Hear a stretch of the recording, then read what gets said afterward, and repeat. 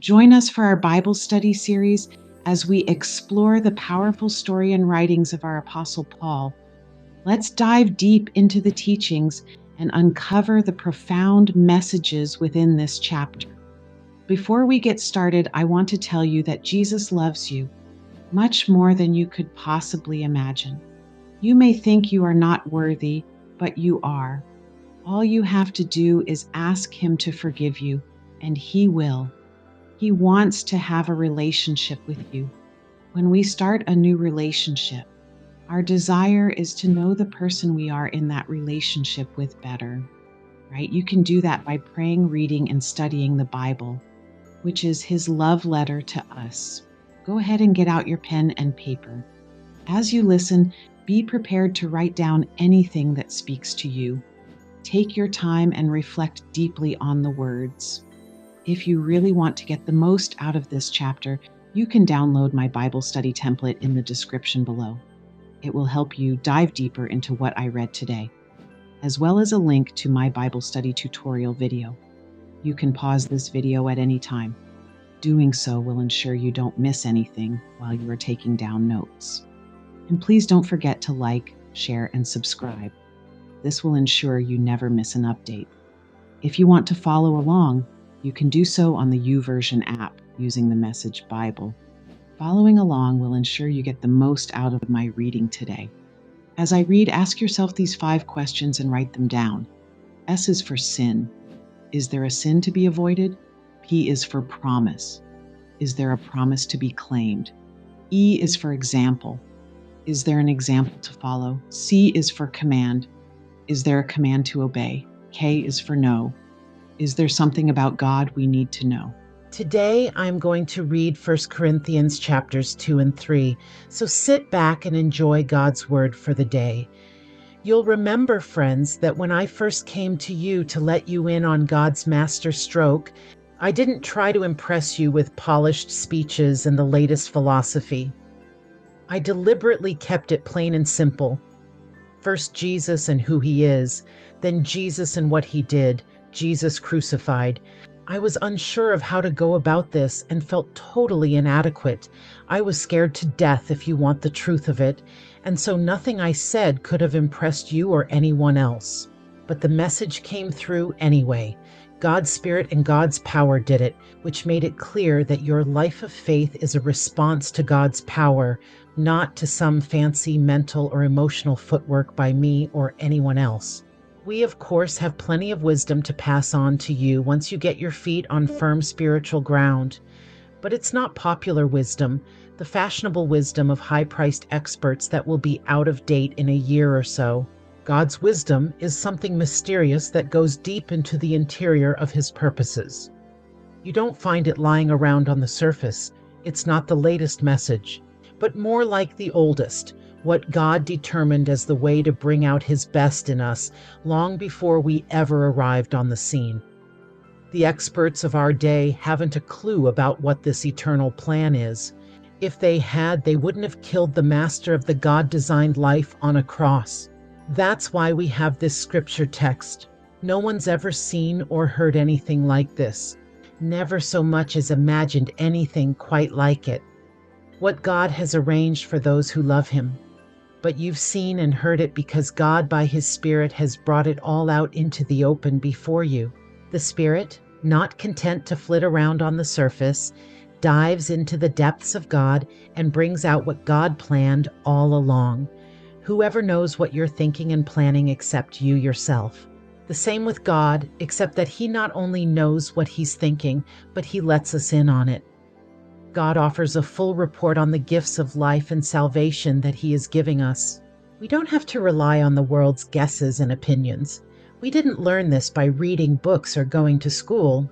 We learned it from God, who taught us person to person through Jesus, and we're passing it on to you in the same first-hand, personal way. The unspiritual self, just as it is by nature, can't receive the gifts of God's Spirit. There's no capacity for them. They seem like so much silliness. Spirit can be known only by Spirit, God's Spirit and our spirits in open communion. Spiritually alive, we have access to everything God's Spirit is doing and can't be judged by unspiritual critics. Isaiah's question, is there anyone around who knows God's Spirit, anyone who knows what he is doing, has been answered. Christ knows, and we have Christ's Spirit. 1 Corinthians chapter 3. But for right now, friends, I'm completely frustrated by your unspiritual dealings with each other and with God. You're acting like infants in relation to Christ, capable of nothing much more than nursing at the breast. Well then, I'll nurse you since you don't seem capable of anything more. As long as you grab for what makes you feel good or makes you look important, are you really much different than a babe at the breast, content only when everything's going your way? When one of you says, I'm on Paul's side, and another says, I'm for Apollos, aren't you being totally infantile? Who do you think Paul is anyway? Or Apollos, for that matter? Servants, both of us. Servants who waited on you as you gradually learned to entrust your lives to our mutual master. We each carried out our servant assignment. I planted the seed, Apollos watered the plants, but God made you grow. It's not the one who plants or the one who waters who is at the center of this process, but God who makes things grow. Planting and watering are menial servant jobs at minimum wages. What makes them worth doing is the God we are serving. You happen to be God's field in which we are working. Or to put it another way, you are God's house. Using the gift God gave me as a good architect, I designed blueprints. Apollos is putting up the walls. Let each carpenter who comes on the job take care to build on the foundation. Remember, there is only one foundation, the one already laid, Jesus Christ. Take particular care in picking out your building materials. Eventually, there is going to be an inspection. If you use cheap or inferior materials, you'll be found out. The inspection will be thorough and rigorous. You won't get by with a thing. If your work passes inspection, fine. If it doesn't, your part of the building will be torn out and started over. But you won't be torn out. You'll survive, but just barely. You realize, don't you, that you are the temple of God and God Himself is present in you? No one will get by with vandalizing God's temple. You can be sure of that. God's temple is sacred, and you, remember, are the temple. Don't fool yourself. Don't think that you can be wise merely by being up to date with the times. Be God's fool. That's the path to true wisdom. What the world calls smart, God calls stupid. It's written in Scripture, He exposes the chicanery of the chic. The master sees through the smoke screens of the know-it-alls. I don't want to hear any of you bragging about yourself or anyone else.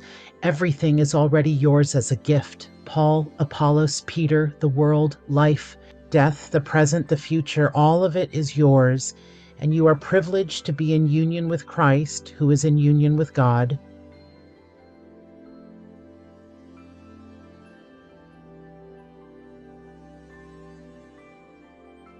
I hope you enjoyed my reading today. Now let's take a moment to review the SPEC method questions again. Ask yourself these 5 questions and write them in your notebook. Reflect on each question carefully and write down your thoughts and insights. S is for sin. Is there a sin to be avoided? P is for promise. Is there a promise to be claimed? E is for example. Is there an example to follow? C is for command. Is there a command to obey? K is for no. Is there something about God we need to know? You can go through the steps in my Bible study template in the link below. Don't forget to like, share, and subscribe. May the Lord bless you and keep you. May the Lord make His face to shine upon you and be gracious to you. And may the Lord lift up His countenance upon you and give you peace. Amen. Thanks for watching.